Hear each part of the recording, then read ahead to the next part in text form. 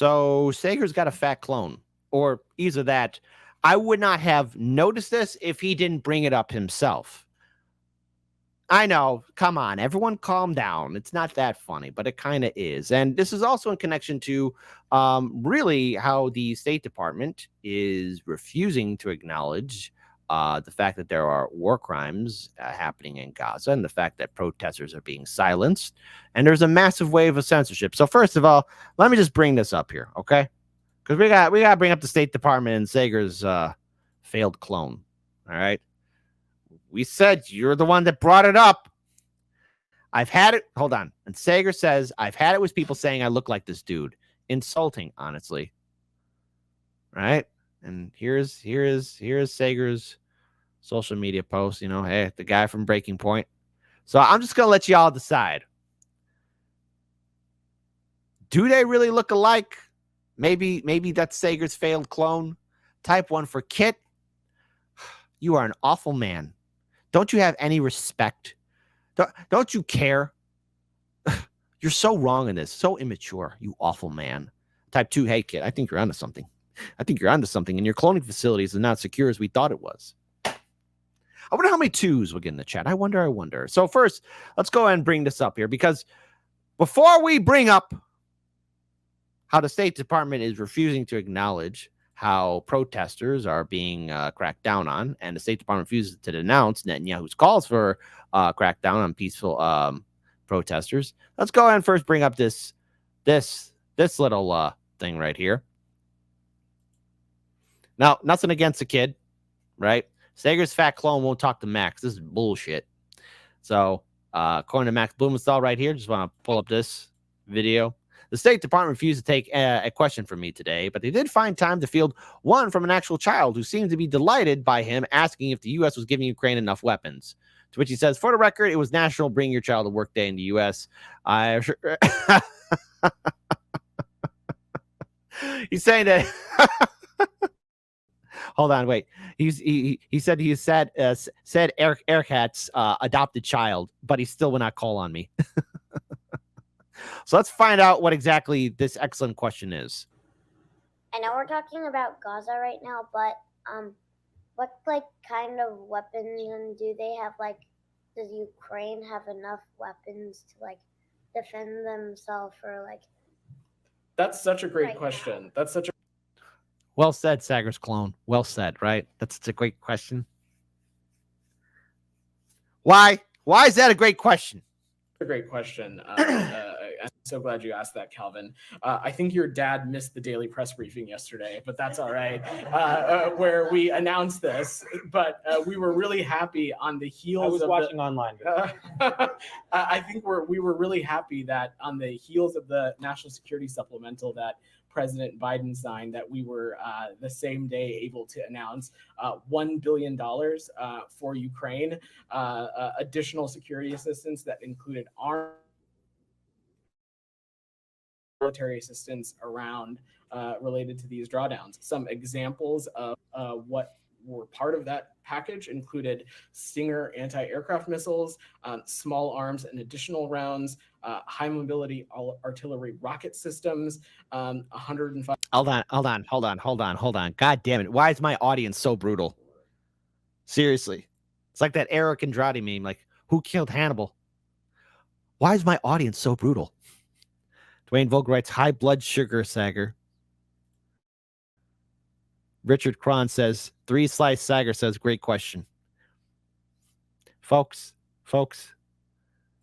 And by the way, it's a great question that he's not going to answer.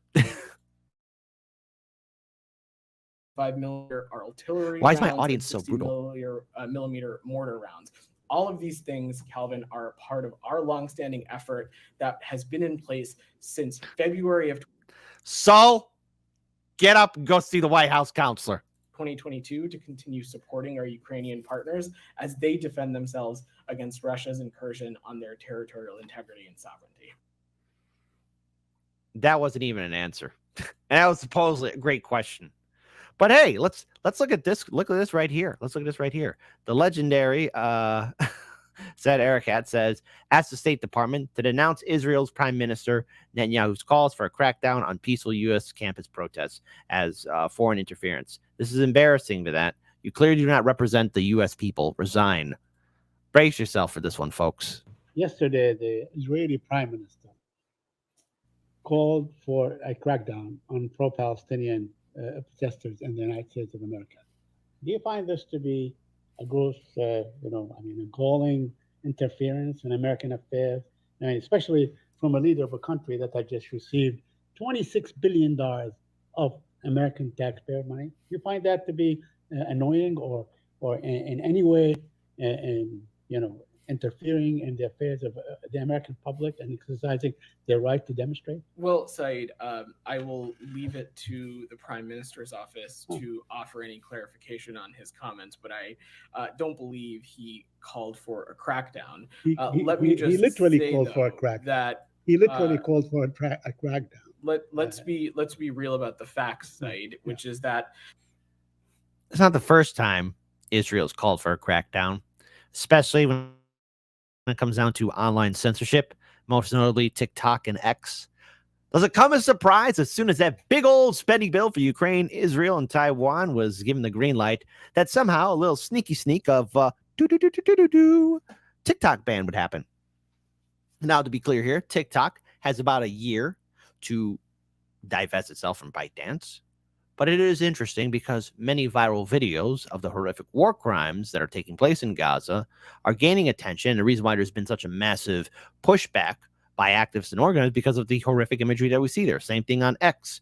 And listen, the IDF didn't do itself any favors by posting cringe videos of them dancing and singing and laughing and mocking starving men, women, and children as they're launching artillery shells and tank strikes and drone strikes into populated civilian areas, which of course makes them look bad. And I guess, listen, I just want everyone to know the internet has a very, very long memory that's never going to go away. Even if you call for censorship, people are always going to remember this. But hey, Israel's not doing any kind of crackdown or calling for any kind of crackdown, right? It's not like they own our politicians. In the aftermath of October 7th, we are very much seeing across the world. And its tragedy demands action. Yeah. Beyond that, though, we, of course, support the right of anybody to peacefully protest, to demonstrate, to make their voices heard, to express themselves in a violent way. Right. However, we also believe that harmful rhetoric, whether it be rooted in anti-Semitism, Islamophobia, is incredibly problematic. Yeah. And needs to be condemned and called out against. But beyond that, as it relates to the individual policies that are being pursued in dealing with these demonstrations on individual college campuses, I would defer to the local jurisdictions to speak to that. Yeah, I understand everything that you said, but I'm asking you, there's a foreign leader who's saying that American law enforcement, including the National Guard, on Americans exercising their First Amendment right to free speech. I'm asking you on this particular issue, not on October 7th, not on all this that happened. I'm asking you, do you find this to be appalling by a foreign leader in direct interference in the way Americans conduct themselves? See, now it's how come you're not going to call Max Blumenthal Saagar's clone? That's his name now. By the way, Saagar, you didn't do yourself any favors by shining a light on that, but okay, you gotta get your clone in line, buddy. But these are outstanding questions, by the way. Now notice we get nothing but word salad. Don't you feel represented by this government? Don't you feel comfortable when you go to sleep at night? Don't you feel comfortable? Let's have democracy in the chat. Do you feel comfortable? Type 3 for yes, kid. I do feel comfortable. I feel represented by every institution in our great republic. You're an awful man. You got nothing nice to say. You're just a mean person. Type 2, man, I don't feel represented. I haven't felt represented in a long time. What kind of question is that? Of course I don't feel represented. A leader can call on whatever they'd like, Said, but it's no one is naive to the fact that I meant type 4 for that question. Sorry about that. utilization of the National Guard is ultimately a decision up to individual I governors. understand. And so beyond that, the prime minister is welcome to make whatever comments he'd like. When it comes to the country, we're going to remain focused on that, and specifically on some of the spread of anti-Semitism that. They're saying it's anti-Semitism. Stop killing men, women, and children. How is that anti-Semitic? How is it? I mean, really, you got to really twist yourself into a pretzel and then untwist yourself into a roll, then make yourself into a bun, then make yourself into a loaf, and then twist yourself into a pretzel. Somehow, I guess, saying stop blowing up civilian centers. Stop blowing up residential homes. Stop blowing up hospitals. Stop blowing up refugee centers. Stop blowing up convoys delivering food. Somehow that's anti-Semitic. Okay. I guess if these are the rules, they're stupid. We're seeing this is something that this president takes incredibly seriously, and that's why he has implemented the first ever national strategy to combat anti-Semitism. Other kinds of harmful, hurtful rhetoric that we have been seeing as well in the aftermath of October 7th, rooted in Islamophobia, rooted in stigmatism around Arab Americans or Palestinian Americans. That is also equally problematic and needs to be condemned as well. Yes, no, hold it. Please, I'm not done. Hey, I'm not done, please. I'm not done. I just want to ask, I understand the need to combat the despicable anti-Semitism and so on. I understand what the president is doing. I'm asking you, do you reject the fact that a foreign leader is saying that the demonstrations ought to be cracked down upon? That's what I'm asking you. Do you reject that? Crickets. Don't worry, folks. I got a fun video after this. Trust me on it. Just stay patient. But here, just to make you all laugh again, Saagar, you should not have brought this up, but he does kind of look like you. Just a little bit, okay? I've had it with people saying, look like this dude. Insulting, honestly. You're the one that brought it up, baby. You're the one that brought it up, not us. Because when you acknowledge it, you legitimize it. That's not how things work on the internet. Okay? Think as Twitter as like people writing insulting things on a porta john, okay? I think we've all had our fair share of experience. That's what X is, okay? That's what all social media really is. It's nothing but shite writing on the porta john, okay? And you're still going to see all sorts of crazy, stupid stuff there, okay? I've had my fair share of just a lot of dumb, crazy things written on the walls and on the doors of those things. And you're going to bring it up. But he does kind of look like you, dude. Just an out of shape, high blood sugar kind of thing, okay? There you go. Just throwing it out there. I mean, do you reject people? I mean, you reject the U.S. government cracking down on peaceful demonstrators, correct? Correct? Sorry. You reject that? I mean, this is part of what America is all about. I'm asking you, do you reject the interference of a foreign leader calling for the crackdown on full American citizens exercising their basic rights, their First Amendment right to demonstrate? That's what I'm asking you. The prime minister was commenting on something happening in this country. I will say, I'm not over the asking the course prime of this, minister. I'm asking you. You are here representing the government of the United States of America. And he can't give an answer. It's word salad. Telling the truth, having a conversation, speaking, talking like normal people. It's unknown to the people in Washington, D.C. I mean, honestly, hold on. Let me ask this question. If we got any viewing members in the District of Columbia, I had to stop myself saying the great state of Washington, D.C. No, it's not. It's a district, right? It's a district. But to the people who live in D.C., just regular people, not politicians. I don't want to talk to you people. I'm talking to regular people in D.C. Regular working class people. Like, for the majority of these politicians you see, do they even have normal conversations? They talk normal? I mean, even answer anything? This is nothing but word salad.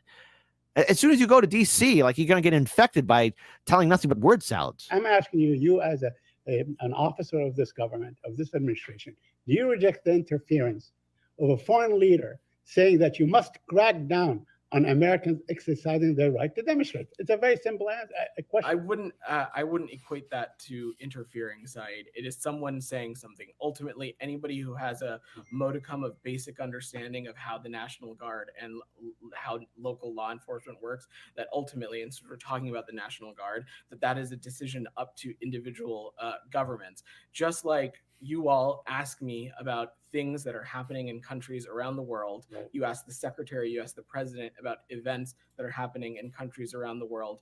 We're seeing leaders from around the world offer their comments on things that are happening in the United States. But when it comes to the actioning on those items, there are procedures in place. Ultimately, these individual campuses can speak to what safety protocols that they have in place to ensure that students, faculty, and others are kept safe. What I'm saying in a broad sense is that rhetoric that is rooted in anti-Semitism, rhetoric that is rooted in Islamophobia, rhetoric that is rooted in targeting individuals for just who they are is unacceptable. And we have seen that in some of these demonstrations. There is no doubting that fact either, Saeed. So now I've taken a couple of questions on this. We've got a bunch of colleagues. I have a couple more questions, but I have one last comment. Don't you feel offended by the fact that a foreign leader is trying to fan the flames against Palestinian Americans in this country? And it's not the first time either. Remember, Ukraine's got a kill list.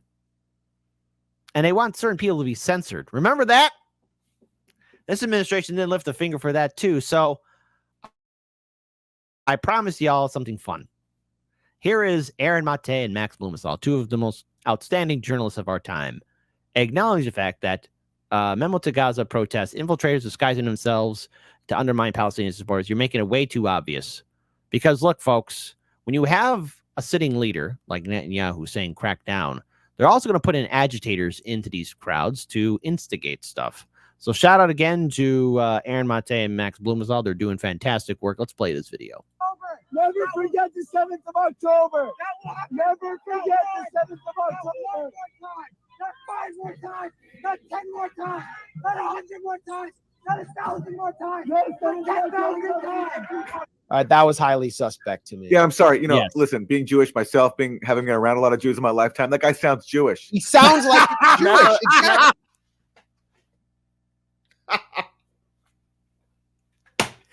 Mind you, this video was given to me before the show. So I didn't screen this in advance. That caught me off guard. Is Aaron Mate profiling? Is he profiling? Type 5 for no, kid, he is not. He is not profiling. How dare you? Type 6 for yes, he is. He's a profiler. Never forget the 7th of October. Never forget the 7th of October. Yeah, Palestinian talks like that. Give me a break. Yeah, exactly. My Judar just went off when I heard.